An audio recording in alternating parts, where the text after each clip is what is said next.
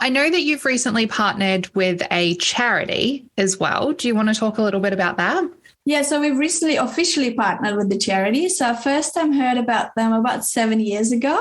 So my husband is from India, so we would obviously frequently travel to Bhopal. And I was looking for some charities to partner with just in general, just wanting to give back.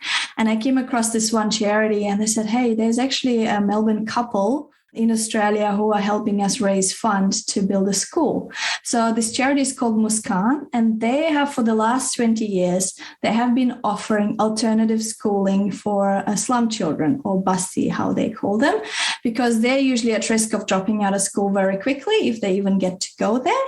Because first of all, they have to go trash picking, which is again collecting rubbish, in the neighborhood.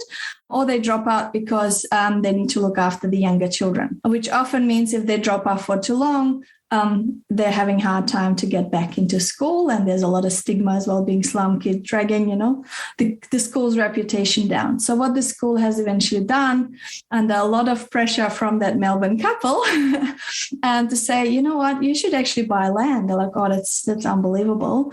So they kept nagging them. And eventually they started a project of raising funds to buy land. And I entered the project when they were raising funds to build the school. So they've built a 2-story school, which is a boarding school offering children education. They focus a lot on girls. Again, just if the girls getting a lot of pressure from the family, getting married. So as soon as they're 13, 14 years old, right, the pressure starts to build, you need to go. Sometimes choose to go to the school and stay there so they don't have the nagging every day.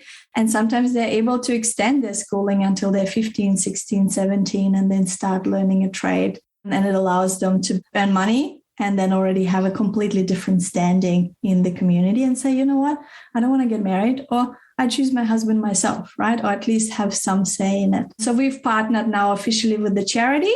I think there's a couple of tax and government regulation about us giving them money directly. But what they're really looking for is some projects where we can go for a few weeks and teach the kids some skills, whether it's theater, crafts, practical skills, computing, anything.